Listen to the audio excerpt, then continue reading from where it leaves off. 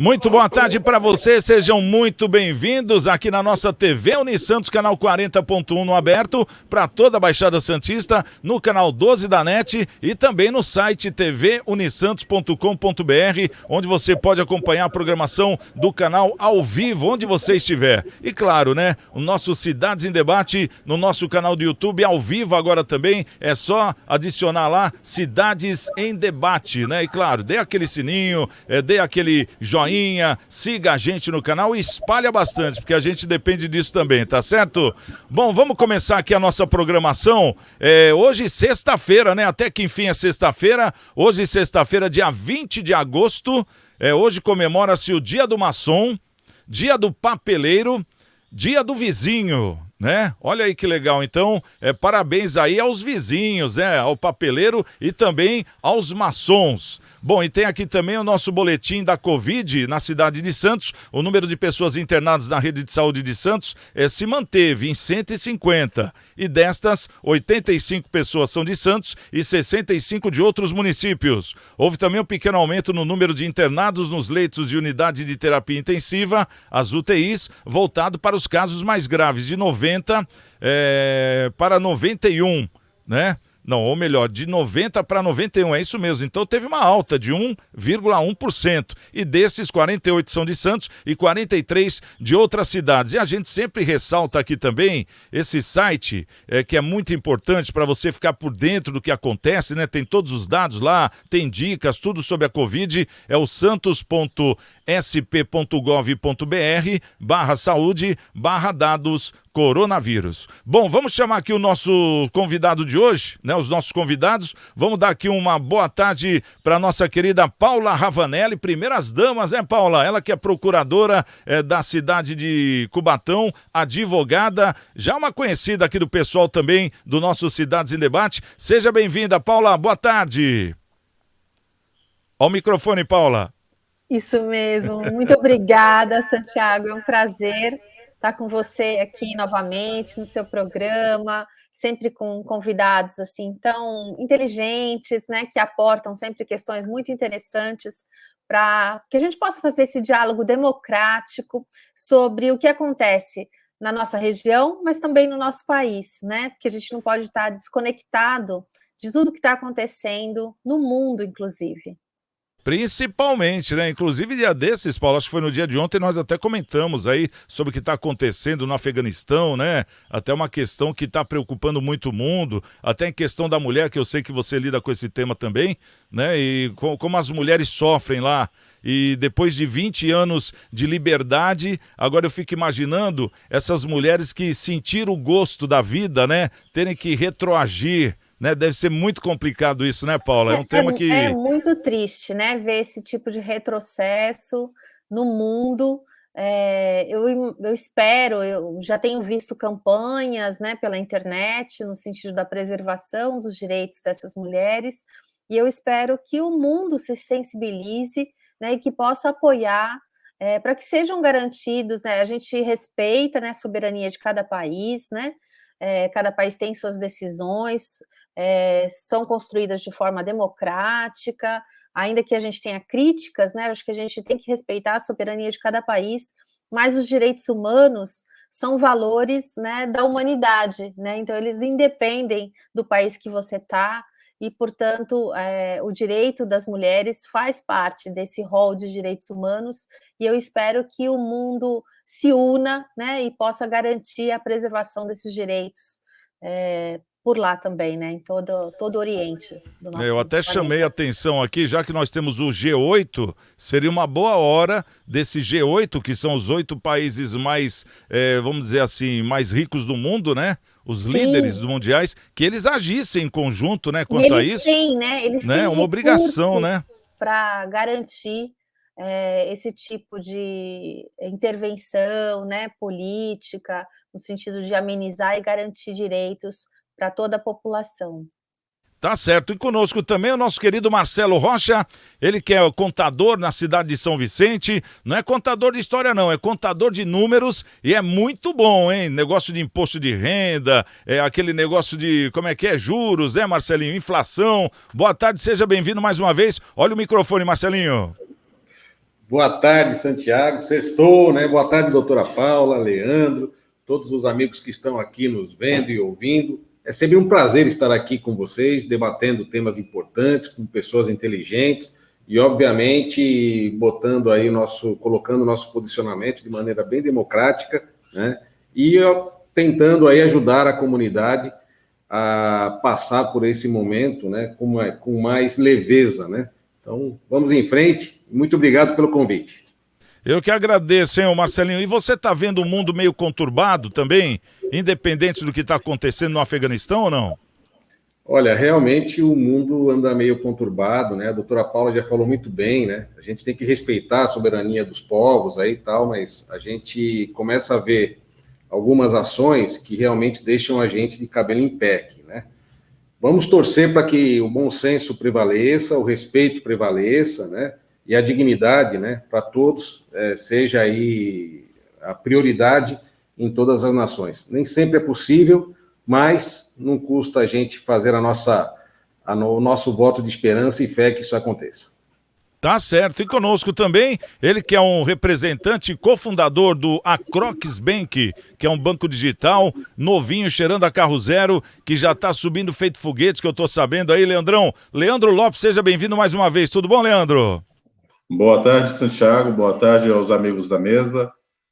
Que no dia de hoje, nessa sexta-feira, que a gente possa trazer bastante luz em cima de todos os assuntos, principalmente para a nossa população da Baixada Santista como um todo, trazer pontos de vista diferentes, que podem ser opostos, mas sempre com muito respeito e admiração um pelo outro. Em questão internacional, nesses nossos assuntos aí, ô Leandro, como é que você vê tudo isso que está acontecendo em questão do mundo? Santiago, relações internacionais, você sabe que é a minha formação. E esses assuntos internacionais, infelizmente, nós do Ocidente temos sempre um olhar como assustador, como violento, o que eles fazem lá. E não deixa de ser um fato real dessa violência. Mas a gente tem que entender que 4 grandes impérios já tentaram derrubar e tornar um pouco mais homogêneo todos os países do mundo, tentando trazer do Ocidente uma visão maior para o Oriente. Infelizmente, a gente tem que respeitar, como a doutora Paula comentou, todas as soberanias, mas, ao mesmo tempo, não podemos deixar que pequenos tiranos limitem a vida dessas pessoas como um todo. Infelizmente, a gente retrocedeu 200 anos com esse assunto. Tá certo. Bom, vamos começar aqui o nosso programa trazendo o primeiro assunto para a gente poder debater, e é um assunto preocupante, né? Porque um novo surto da Covid-19 está gerando preocupação na China, onde a doença está se espalhando por diversas localidades e já levou o registro de mais de 300 casos em um período de 10 dias. A mídia chinesa está tomada por notícias sobre o surto.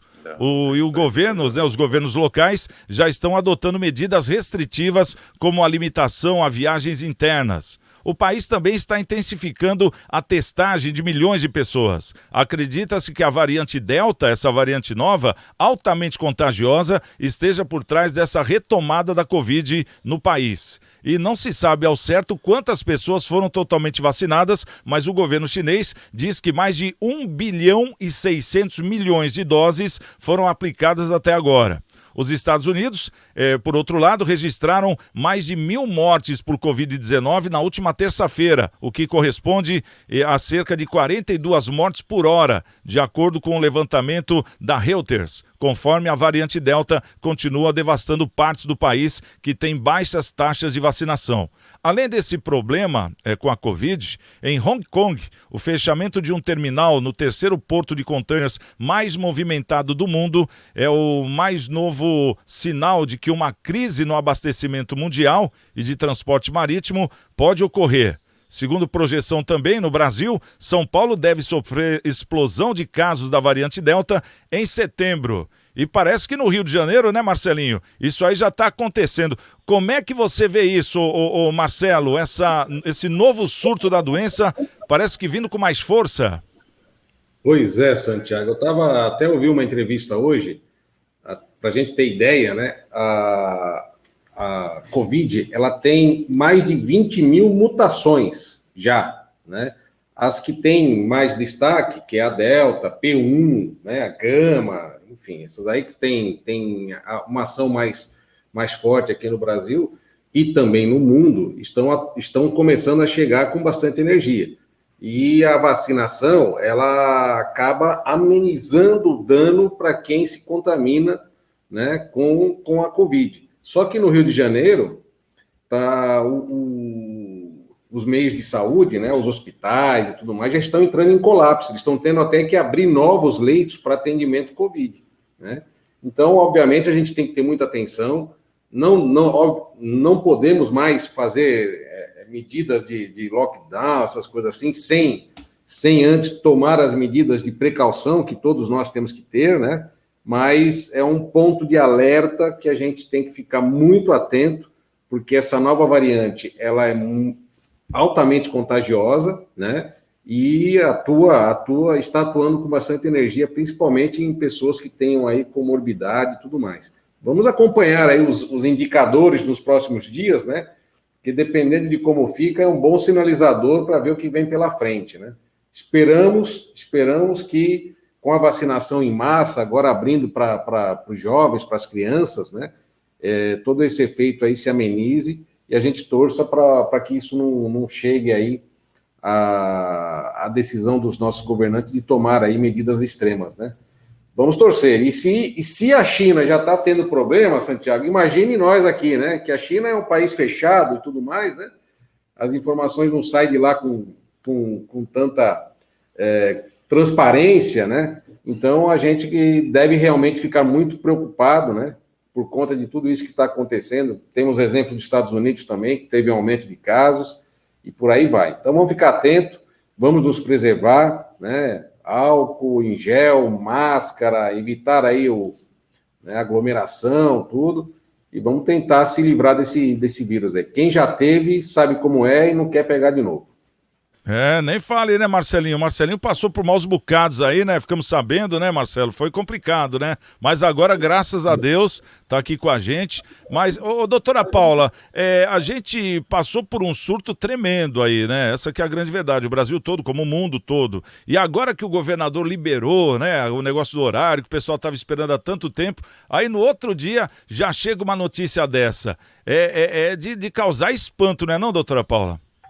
Então, o problema é que não deveria causar espanto, porque as autoridades públicas, elas têm acesso a esses relatórios de saúde da OMS, muito antes até da gente, do público em geral, né? E me preocupa é que parece que está havendo assim um afrouxamento das medidas de segurança por pressão da população, mas uma pressão legítima, só que essa pressão ela poderia ser respondida de outra forma, né, com medidas de incentivo à geração de renda, distribuição de renda, com os auxílios emergenciais, né, que podem ser feitos também em âmbito de outros níveis de governo, né, como estados e municípios, né, não só no governo federal, incentivos tributários a micro e pequenas empresas, né, porque nós entendemos, compreendemos o problema econômico, né,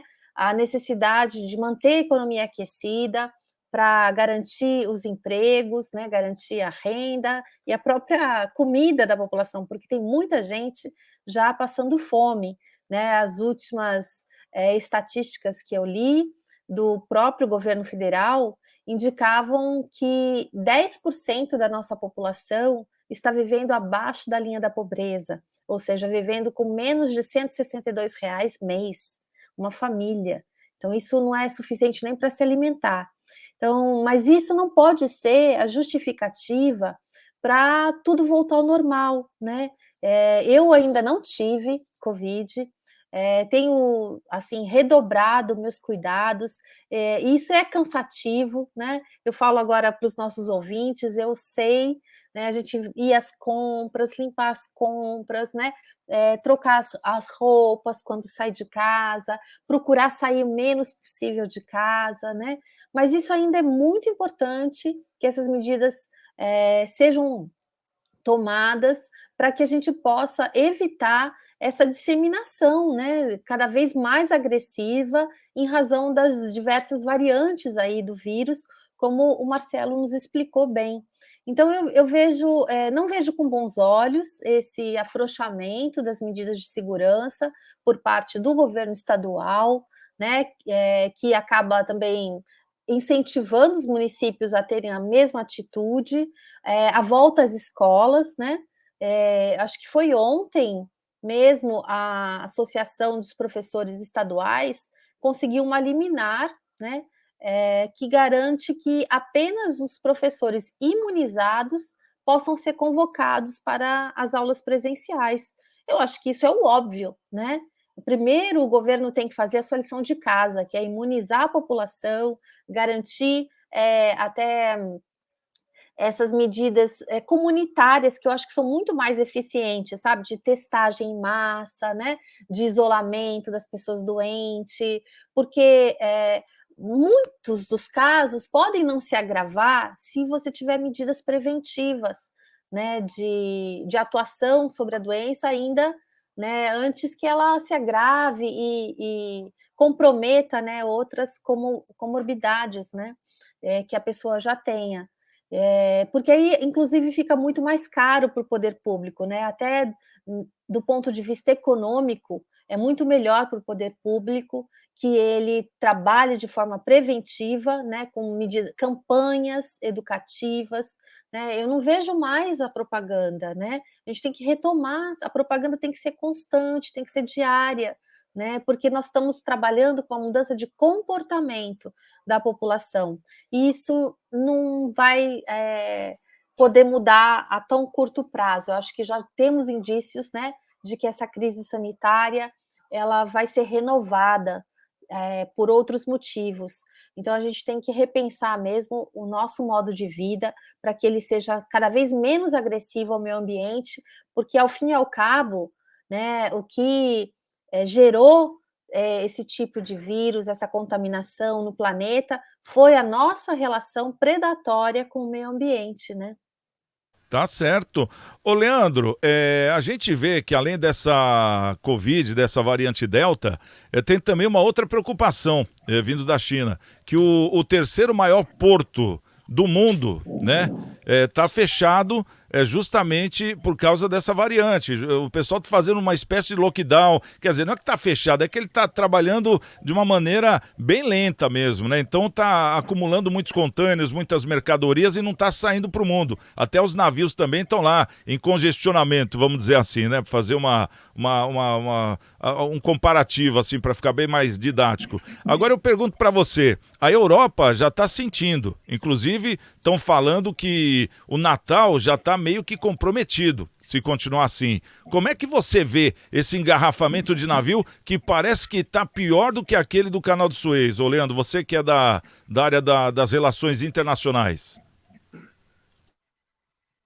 Vamos lá, Santiago. Vamos primeiro começar pelo foco, né? O foco do surto da doença, do Covid. Os nossos amigos de mesa já deram o seu ponto de vista e todos estão no mesmo viés. Mas vamos pensar um pouquinho fora. Nós estamos nesse processo desde o finalzinho de 2019 e a gente já está indo para o final de 2021. Já foi visto que o lockdown não funcionou, já foi visto que a vacina ela funciona de uma maneira preventiva e não de imunizar efetivamente. Ela não imune a pessoa, mas ela protege a pessoa de ir a ter uma evolução a óbito. Isso já é uma grande vantagem e que isso não vai acabar. Como foi dito, nós já temos mais de 20 mil variantes no mundo inteiro. Então, nós temos que aprender, temos que nos adaptar para conseguir fazer a vida funcionar. Lógico que abrir tudo e permitir tudo é muito complicado. Então, dentro do aspecto do Covid, nessa nova cepa que está vindo, essa nova variante que está vindo destruindo tudo, nós temos que entender que os hábitos de higiene foram conduzidos ao que é hoje e que não vai mudar. Que a limitação dos espaços também tem que ser já pensado pelo empresário, que não adianta pensar num espaço de 1.200, 3.000 pessoas, ele vai ter que reduzir esse espaço ou fracionar esse espaço para ter uma melhor performance, um menor custo e assim por diante. Da mesma forma, que nós temos que entender que não adianta políticas de taxas, de impostos administrativos de um governo caro como nós temos e ficar refém de uma China. A China, eu já tive a oportunidade de falar num outro programa aqui, seu Santiago, ela tem no mundo uma participação em empresas de no mínimo de 30%. 30%. Então, ela consegue estar em todos os países do mundo faturando tanto na compra de matérias-primas como na revenda de seus produtos. Quando acontece qualquer impacto na China hoje, 30% da economia de todos os países sofre. Então, você, quando fica refém de uma potência como a China, tanto na compra quanto na venda, mostra que a sua eficiência, a sua soberania sobre sua indústria, sobre seus produtos, sobre o seu comércio internacional, está muito aquém do desejado. Isso formata de um espectro de ineficiência. Hoje, nós temos o agro que equilibra a nossa balança, mas até quando esse agro vai equilibrar? Por que a gente não tem uma indústria de transformação efetiva aqui? Porque hoje parte das nossas indústrias de agro já pertence a empresas da China.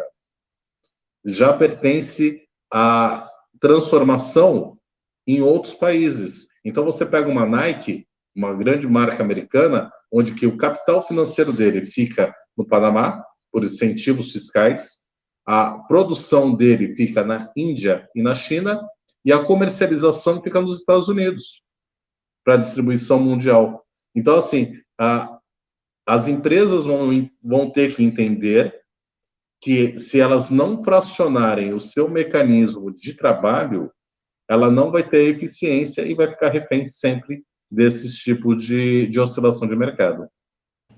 Você me fez lembrar até o dono da Bombril, quando ele vendeu a marca, né? Parece que ele abriu a Limpol depois de um tempo, né? E a Limpol nada mais era do que um escritório na Avenida Paulista. E ele falou, poxa, se eu soubesse que fosse tão fácil, eu nunca seria fabricante. Porque hoje, num escritório, ele faz exatamente isso que a Nike faz, né? A matéria-prima de um lugar, o transporte de outro. Quer dizer, vai terceirizando tudo e tem o produto pronto, né? Só para distribuição. Na verdade, não é nem terceirizar, Santiago. É utilizar o que cada país ou cada região tem de melhor performance. Exato. No caso dele é Brasil, né? No caso dele é 100% Brasil, vem tudo de fora para cá, né? Agora, no caso da Nike, ela pode fazer isso aí numa leitura mundial, né? Onde está melhor, eu fico. Onde a mão de obra for melhor, né? A escrava, eu fico, né? Aquilo que a gente já sabe. Então, quer dizer, fez lembrar esse negócio. Ô Marcelinho, vamos falar aqui de um outro assunto que eu acho que tem encontro a esse aqui. Inclusive a doutora Paula, que também é mãe, né? Eu acho que ela tem a preocupação de muitos dos nossos telespectadores e ouvintes, já que nós estamos falando desse surto da Covid, agora estão abrindo as aulas, né? Depois de um ano praticamente todo fechado. E fica aquela pergunta, depois dessa notícia aqui que nós vamos ler, que foi vetado, né, o uso emergencial da vacina Coronavac entre crianças de 3 até jovens de 17 anos, né? A Agência Nacional de Vigilância Sanitária, foi a Anvisa, né, que vetou na última quarta-feira esse uso emergencial da vacina Coronavac, produzida pelo Butantan, em parceria com a Sinovac, para as crianças, né? E até os adolescentes de 17 anos. Essa decisão foi de 5 diretores da Anvisa e foi assim unânime, né? Todos eles acharam que tinha que ser isso mesmo. Segundo a agência, os documentos apresentados dos estudos realizados até o momento não garantem a eficácia e segurança no uso da vacina no grupo pediátrico. O argumento é que a aplicação do imunizante em crianças e adolescentes poderia colocá-los em risco, né? Parece que só o laboratório da Janssen é que recebeu autorização da Anvisa para realizar estudos de sua vacina com menores de 18 anos. Porém, ainda não solicitou a autorização para esse público. Ou seja, a Janssen, ela tem praticamente essa autorização, né, para poder fazer isso, mas parece que eles não querem. Será que é por se tratar de uma vacina experimental, que já andou dando alguns BOzinhos pelo mundo, aí eles não querem arriscar nas crianças? Agora, por outro lado, doutora Paula, as crianças voltando às aulas e chegando essa variante Delta, não fica um medo também das crianças ficarem sem vacina? Começa comigo? Então tá. Bom, eu acho, Santiago, que a Agência Nacional de Regulação ela tem um papel muito importante. É que nós estamos vivendo um conflito, porque os procedimentos de licenciamento de medicamentos são procedimentos complexos, morosos, né? Exigem documentação de estudos prévios, né?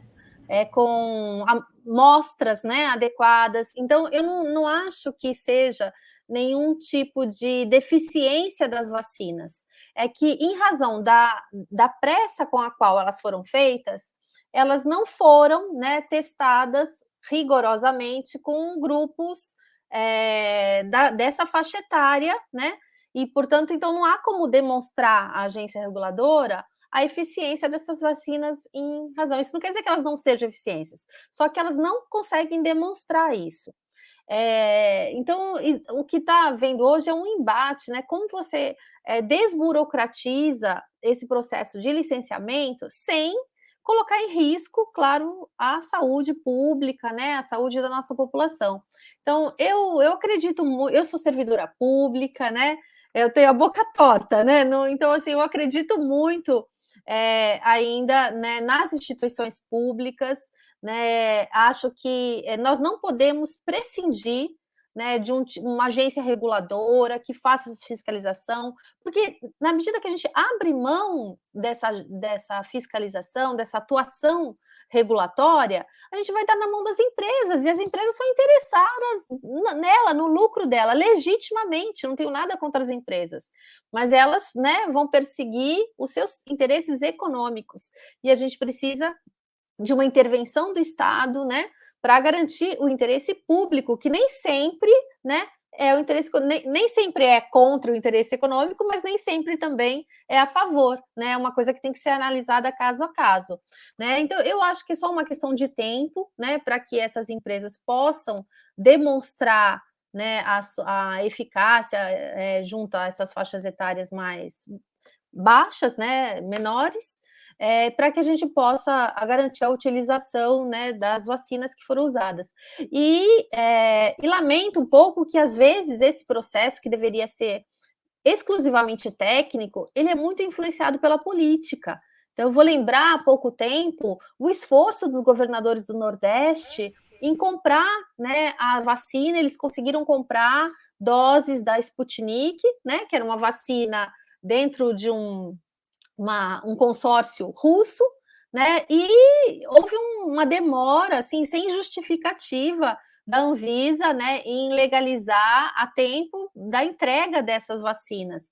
Então, o que aconteceu? Os governadores queriam colaborar, né, no processo de imunização da sua população e não conseguiram, foram impedidos, né, por uma decisão, aí, ao meu ver, política, né, do governo federal, que estava fazendo aquele embate, né, com os governadores, não queria dar esse tipo de, né, capacidade, né, competência aos governadores para agirem com essa autonomia. Então, isso é de se lamentar, mas a gente, não, em nome de alguns erros, né, equívocos que são cometidos nesse processo, a gente não pode invalidar a própria atuação da agência reguladora. Eu acho que ela tem que ser respeitada, mas tem que ser pressionada também para que ela se desburocratize, agilize, né, essa avaliação e garanta a vacina a tempo, né, de imunizar e a nossa população, que já urge, né, volta às aulas, porque também a gente não pode, né, comprometer por mais um ano, né, o ensino, né? Que a gente sabe que existe um déficit, né, de ensino do presencial para o virtual. Então, é preciso compatibilizar, são vários interesses, né, que o poder público tem que ouvir, escutar e conciliar para garantir, né, o interesse público, que a gente chama, que é a supremacia do interesse público aí na ação. Doutora Paula, porque no caso, as crianças, graças a Deus, a gente tem muito poucos, mas pouquíssimos casos de crianças que são acometidas do vírus, né? Sim, mas isso não quer dizer... né? E se a exceção for seu filho? Então, mas isso não quer dizer que com essa variante que está assustando a China, essa Delta, né? Quer dizer, está assustando um país que já estava praticamente controlando né, a Covid. Agora, vendo essa enxurrada de casos, será que é a hora certa de voltar às aulas mesmo ou não? Então, eu acho que não, né? Ainda mais no meio do ano, eu acho que aqui em Cubatão, né? Eu posso falar assim do que eu conheço, da realidade que eu conheço. Eu achei muito precipitada a decisão do prefeito de voltar às aulas. Por quê? Porque as escolas nem dão estrutura para isso. As escolas ficaram abandonadas por mais de um ano. Não tinham limpeza, não tinham manutenção. Então, elas estão tudo caindo aos pedaços, sabe? Não tem água. Então, imagina você voltar, né, às aulas em condições sanitárias piores, né, do que as que você deixou. Então, infelizmente, o poder público ele deveria ter feito o seu dever de casa, que era a manutenção, né, a reforma, aproveitado, né, como a gente fala, fazer desse limão uma limonada, né, aproveitar um momento, reformar as escolas, garantir mais segurança sanitária, mais acesso, né, a banheiros, limpeza, né, lavagem de mãos, e tudo isso não foi feito, né? Mais uma vez, assim, as autoridades públicas pecam por não se preparar para um futuro que já está no nosso horizonte, que vocês já estão falando aqui, né? Essa crise sanitária ela não vai acabar nem no final desse ano, nem no ano que vem, né? Nós vamos repetidamente sofrer ondas de contaminação. Então, nós precisamos nos preparar para isso com um novo modo de vida, né, que seja mais compatível, que seja adequado a essas condições que nós vamos enfrentar. Marcelinho, sua opinião contra esse veto aí da vacina Coronavac para as crianças entre 3 e jovens até 17 anos? Microfone, Marcelo. Vou convalidar, desculpe aí, gente. Convalidar as palavras da doutora, né? Eu queria só dar fazer uma ponderação do assunto anterior, que agora não justifica mais do poder público, em todas as esferas, né? Alegar aí falta de insumos, falta de leito, né? Falta de profissional, porque eles estão com tempo, já sabem como é que funciona a Covid, né? Tem como se planejar, tem como se preparar, tem como deixar o terreno, né, já bem alinhado para uma eventual terceira onda, se vier, né? Mas cabe aí ao poder público atuar com antecedência, né? Já aprenderam da pior forma, que foi, né, sofrendo ali na pele, tendo que tomar decisões rápidas, muitas vezes erradas, mas fazendo, né? A gente não pode nunca falar mal de quem erra por ter feito, né? Ele tentou fazer o bem, né? Mas agora já não justifica mais, né? Então, todas as esferas têm que se alinhar aí para que não aconteça um problema maior. Na questão da liberação da vacina, realmente aí, se a vacina ainda está experimental, os técnicos, né? A ciência diz que, de repente, pode causar aí alguma deformação na criança que está em transformação ainda, né? Seu corpo ainda tem muito a progredir, né? E isso pode influenciar em algum fator. Então, a cautela eu acho necessária, mas é aquela cautela que tem que ter uma agilidade, né, do poder público para fazer com que as crianças se vacinem. Apesar das crianças não terem casos, um grande número de casos divulgados, as crianças são grandes vetores, né? Porque elas são assintomáticas, elas pegam a doença e repassam para sua família, para os pais, para os avós e para outras pessoas, né? Então, esse cuidado tem que se ter, né? E, para finalizar, a questão das aulas, eu acho, assim, como professor falando, né, você começar um ano, né, em virtual, depois volta para um híbrido, depois vai para um 100% presencial, já é ruim, né, ficar no modelo que eles não estão acostumados, que é o modelo virtual. Quando você começa a fazer São vários impactos, né? Você causa uma confusão. Imagine a criança, né, a criança que está no primeiro ano, segundo ano, ter esse tipo de confusão, né, em termos de aprendizagem, isso causa um problema muito grande. Então, eu acho, como a doutora também acha, que começou o ano de uma maneira, vamos terminar esse ano dessa maneira, porque você se planeja para essa maneira, né? E não vai ter os problemas, e consegue preparar os ambientes, né, para que comece um ano com bastante qualidade. E olha, ainda muito mais qualidade, porque com as escolas fechadas, o gasto público que seria canalizado para essas despesas não foi, né? Não teve um gasto tão alto. Então, em tese, entende-se que houve aí, né, uma economia nesses fatores e, obviamente, você consegue trazer aí mais qualidade para as crianças nas aulas, começando o próximo ano, né? Começa antecipado, faz as adaptações, tenta fazer uma progressão, né, alinhada aí com as teorias pedagógicas, né? E fazer o melhor aí com a criançada. Eu acho que começar as aulas agora é ruim para o professor, é ruim para a criança e ruim para a família também. E você, Leandro, como é que você vê esse veto aí dessa vacina? Quer dizer, é o início de alguma coisa, né? A gente está vendo que as crianças não devem ser vacinadas por algum tipo de medo. E, ao mesmo tempo, vindo aí essa variante Delta que está assustando até a China. Volta às aulas ou não? Vamos lá. Tem uma coisa que a gente deixou em aberto no bate-papo, o que a doutora falou e o que o Marcelo falou, tá certíssimo, concordo e assino embaixo. Mas, assim, medicamentos, eles normalmente são criados para adultos de 70 quilos. A posologia deles é criado para adultos de 70 quilos. Como é um vírus que é muito novo, que não se tem um histórico, a pessoa tem a evolução à morte, mas não se tem um histórico para poder ter essa curva de entendimento, a Anvisa está certíssima. Infelizmente, a gente, sabendo que isso pode acarretar novas perdas de vidas, mas nesse momento ela está agindo com a clareza de um técnico para poder fazer a operação correta. Por quê? As crianças da nossa geração, tirando o Santiago, que é o mais velho da turma,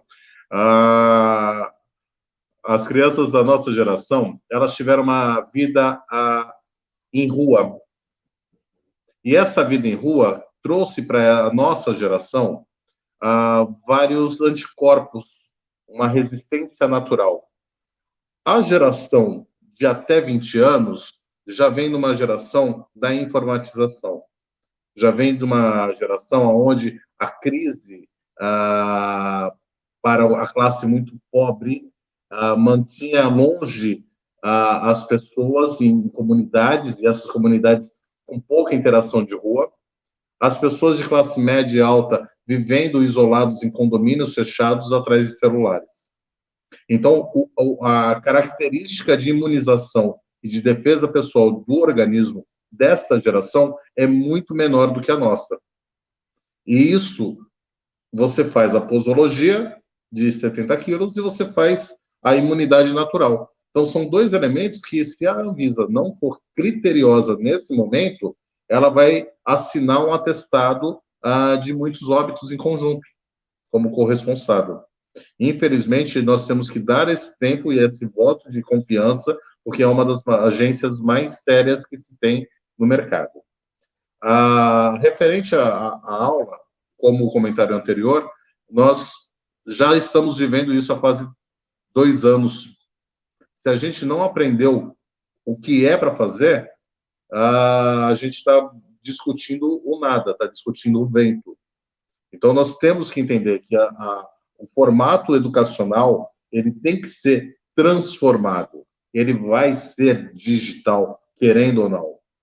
Ele tem que entender que os elementos de interação humana vão ser atividades dentro da escola com todo grau de segurança, mas não a aula em si. O convívio social para que a criança desperte o crescimento evolutivo vai ter que ser dentro da escola, só que não para aprender o português, matemática, ciência e geografia.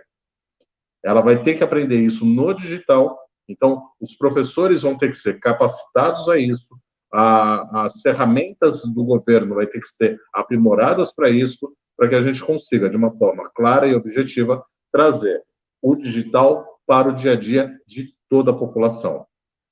Então, baratear custos de internet, é baratear a distribuição de informática, é reduzir ou zerar taxas de importação, é incentivar a indústria a fabricar laptops, celulares, notebooks de uma forma mais acessível, para que essa transformação, sim, ocorra e que a parte do envolvimento, a parte da sociabilização, que é importantíssimo na área educacional, se faça de uma outra maneira, com todas as regras de segurança necessárias. Eu concordo muito com o que o Leandro está falando, mas eu queria chamar a atenção que nesse processo de transição, né, Leandro, nós temos milhares de crianças sem acesso à internet hoje. Então, ainda que a educação, né, seja feita de forma híbrida, deva ser pensada, né, de forma híbrida, como você está propondo, hoje o espaço, né, o local onde essa criança é vulnerável, né, que não tem acesso à internet, banda larga, que não tem computador, vai ter que ser a escola.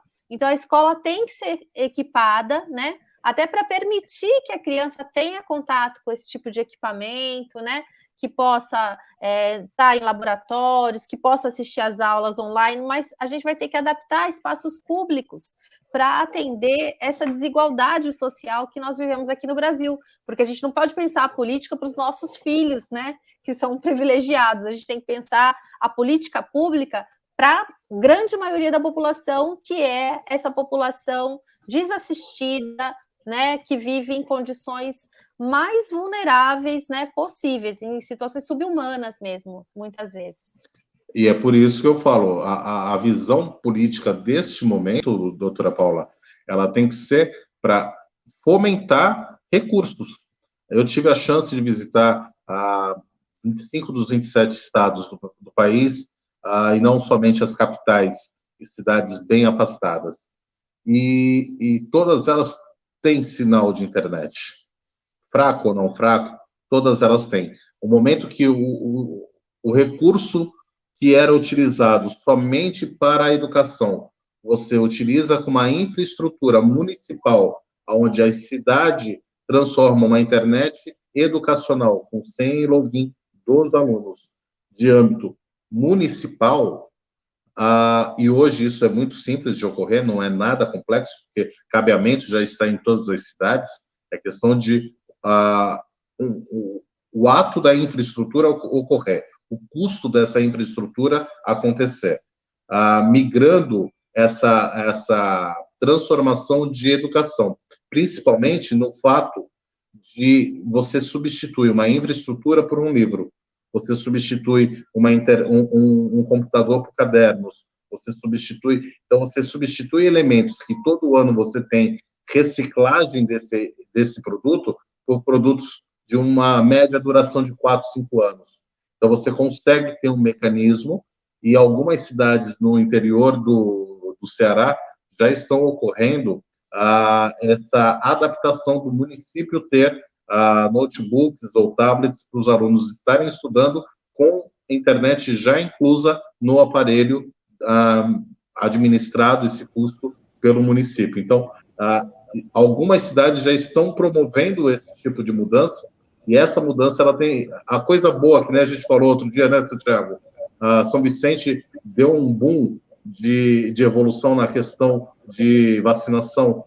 Se é um exemplo bom, todos os municípios devem seguir, e assim por diante. Tá certo. Bom, deixa eu dar um aviso para todo mundo que está nos assistindo, que nós estamos no inverno, né? E continuam também as campanhas, tanto de agasalho quanto de alimento, lá da Igreja Coração de Maria, ali na Ana Costa 74. E esse número de telefone é da paroquial da igreja, a nossa querida amiga Bebeca, onde ela mantém uma equipe. Por exemplo, você que tem algo para doar, uma roupa usada em bom estado, alimentos, material de limpeza, tudo isso você pode entrar em contato com a Bebeca. Caso você não tenha como sair de casa, eles vão até você. É só ligar lá, marcar o horário e o dia, eles vão até o seu endereço, porque eles mantêm uma equipe só para ir buscar as doações. E claro, as pessoas que vão receber essa doação são pessoas cadastradas, já tem lá uma certa pergunta, eles identificam realmente aquelas famílias que estejam precisando. E o legal é que eles montam as cestas de acordo com a necessidade das famílias. Então o seu produto vai ser muito bem utilizado e vai na mão certa. Então, você que de repente queira participar dessa campanha, agasalho ou então alimento, entre em contato aí pelo 32237381, fale com a Bebeca, ou então de segunda a sexta em horário comercial, na Ana Costa 74, é a Igreja Coração de Maria. Sempre bom a gente poder ajudar um pouquinho, né? Bom, vamos trazer aqui uma notícia. Essa notícia aqui me agrada muito, porque a gente está vendo aqui que pelo menos no Afeganistão estão retroagindo, mas aqui no Brasil parece que está indo para frente, né, a questão da mulher.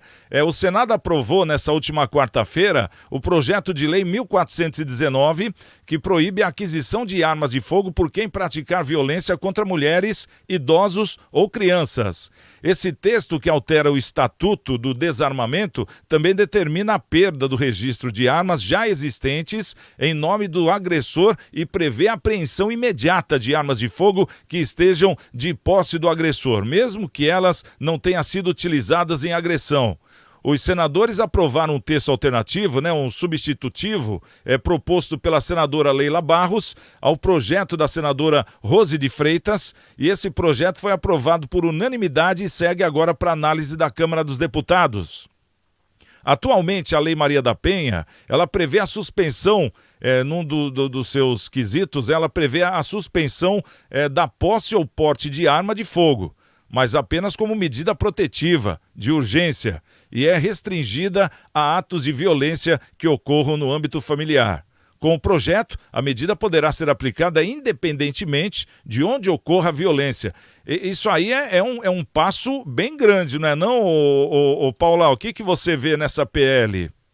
Olha, eu, infelizmente, para deixar claro, né, para quem está, web espectadores, esse projeto ainda não está aprovado, né? Ele foi aprovado por uma das casas do Congresso Nacional, que é o Senado. É uma PL, né? Ainda é um projeto de lei, ainda vai para a Câmara, né?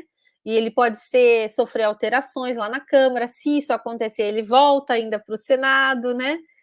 Então existe uma tramitação ainda pela frente, não está em vigor essa lei. Mas eu acho que ela é muito positiva, me parece. Eu, de uma maneira geral, eu acredito que a gente tem que restringir ao máximo, né, o porte de armas. Eu sou contra o armamento da população, acho que isso aumenta a violência, são mais armas que caem nas mãos, né, do crime organizado, né? Nós não podemos acreditar que nós, assim, pessoas comuns, sem preparo, né, vamos ter condições de enfrentar uma situação, né, de violência, né, com a arma. Então, eu acho que essa arma ela se volta contra nós, né? Ela é mais um instrumento para ser usado contra nós. Então, eu acho muito bom. E a Lei Maria da Penha, ela está fazendo 15 anos, né? Então, ela também permitiu um processo de aprendizagem, né? Nesses 15 anos que ela entrou em vigor, desde 2006, e ela fez 15 anos agora no dia 7 de agosto, né? E eu acho que ela permitiu, né, ver que existia ainda aí, que não era suficiente a regra que ela continha, né, essa lei que era de suspensão do porte de armas num momento de uma medida protetiva, ou seja, quando a mulher já sofreu a violência, né, e ela pediu proteção aos órgãos públicos, né, mas agora se está tomando como uma medida mais permanente, né, todo aquele que tiver sido condenado por violência não vai poder ter o porte de arma para sempre. Eu acho isso muito bom. Tá certo. Pode falar, Paula, Não, pode não, falar. é porque o agressor, né, ele é sempre um agressor. A gente vê que o ciclo de violência, né, ele se repete, né? Então, aquele homem que agrediu uma mulher, ele tem uma tendência a agredir novamente, cada vez mais, né? Então, a gente precisa romper esse ciclo de violência, e uma das formas para isso, além, claro, do trabalho socioeducativo, que eu acredito muito, é tirar também as armas das mãos desses agressores. Ô, Marcelinho, eu acho que eu li a notícia com muito entusiasmo, né? Uma PL, tá certo, mas a torcida é grande para que isso aconteça, né?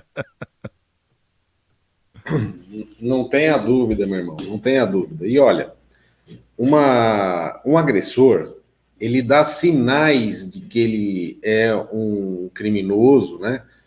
Antes de praticar, às vezes, o ato mais grave das agressões.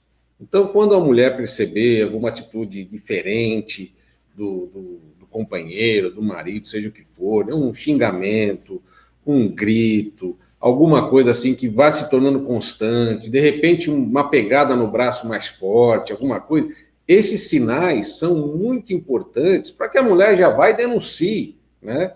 Para que não aconteça um mal maior, né? A gente está vendo muitos casos aí de feminicídio, tal, e são casos que não aconteceram exatamente naquele momento, eles já vêm acontecendo em outras pequenas ações ao longo do tempo. Então, essa atenção a esse detalhe, né, é de fundamental importância. Na questão da arma, isso não tem a menor sombra de dúvida que é um projeto muito bom, né, que vai, obviamente, aí, trazer um alento às pessoas que eventualmente quiserem praticar alguma coisa ruim, né, vão pensar antes de agir, né, e para usar arma hoje em dia, você tem que ter um preparo psicológico muito forte, muito bom, né, não adianta você simplesmente liberar a arma para o cidadão se você não tiver junto dele um preparo psicológico e um treinamento, né, muito bom, porque realmente a arma deixa a pessoa mais, né, mais forte, se sente, né, mais soberana, se sente mais, não, o que aconteceu? Já puxa, né? A arma, ela tem um treinamento, né, tem que ter, ela tem uma regra específica, né? Você só puxa quando realmente vai atirar, se não for fazer nada, deixa quieto, mas só que para que você chegue nesse consenso, né, nessa interpretação da forma de usar, você tem que estar muito bem preparado psicologicamente, porque senão realmente você acaba armando a população, em consequência, armando o crime, porque as pessoas vão perder essas armas de alguma forma, e aí agravando ainda mais o problema da criminalidade. Então tem que ter muita, muita cautela para que as coisas aconteçam de uma maneira que seja bom para todos, né? Bom para todos. Hoje o bandido está sempre armado. Não sou contra o armamento de pessoas, desde que muito bem treinadas para que utilizem em eventual necessidade ou para benefício de salvar a vida de algum terceiro. Marcelo, aí teria que ser... Pode falar, Paula. Santiago. Só para contar, reforçando essa ideia, eu perdi agora recentemente um colega, advogado, né, meu colega de faculdade, ele numa briga de trânsito.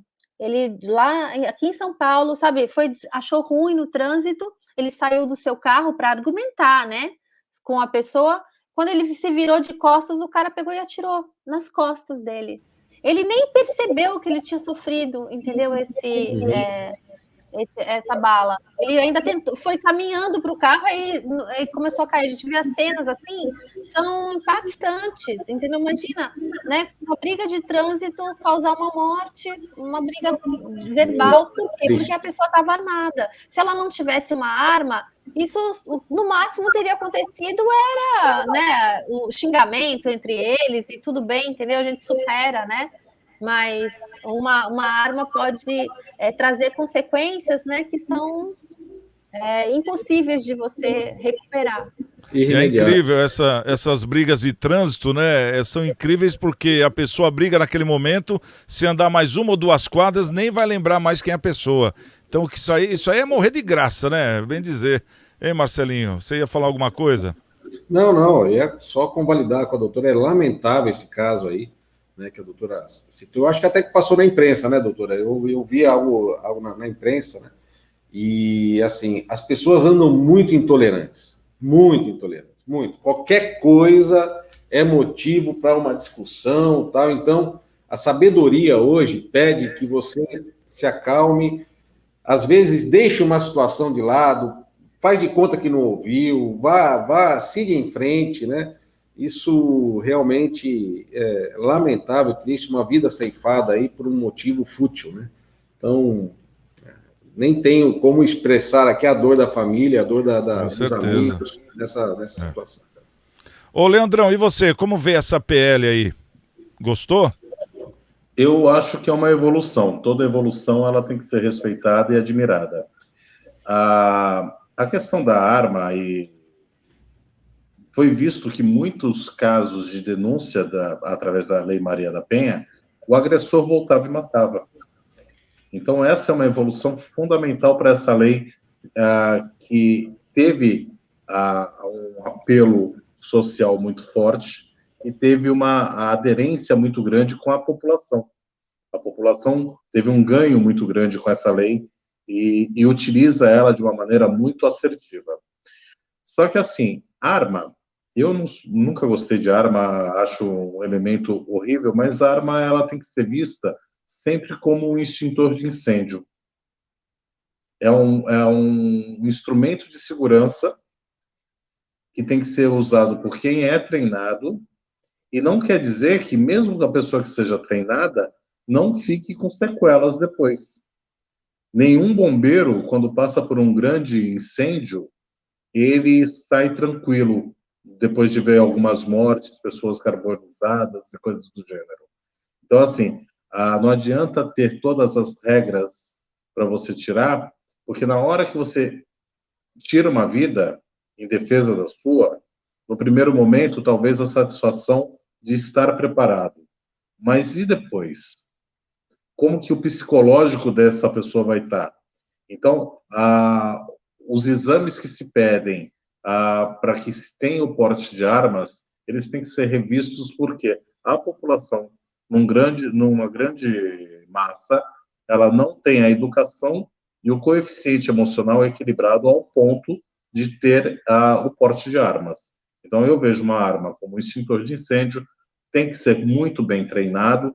Quem tem a segurança de se proteger, que o use. Quem não tem, fique fora, porque é o que a doutora Paula comentou. Um ataque de ira, um momento de descompasso da vida, tirar a vida de uma outra pessoa, você perde a sua vida para o resto dela. E aí é um ciclo que não se acaba.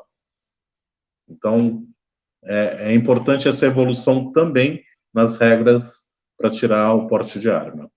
Com certeza. Bom, quero agradecer aqui a presença dos nossos convidados. Chegamos ao final do nosso programa. O nosso querido Marcelo Rocha, obrigado pela presença. Marcelinho, até a próxima. A doutora Paula Ravanelli também. Doutora, obrigado pela presença. Até a próxima, hein? E o nosso querido Leandro Lopes. Ô, Leandrão, um abração para você também. Obrigado aí pela presença. E a você, né? Principalmente a você que nos assiste. Tá aqui as nossas redes sociais para você entrar em contato conosco. E amanhã, 13h, tem mais um Cidades em Debate aqui na TV Unisantos, a 13h. Então, um grande beijo a todos vocês, obrigado pelo carinho, estamos com Deus e amanhã quem chegar primeiro, espera outro. Até lá!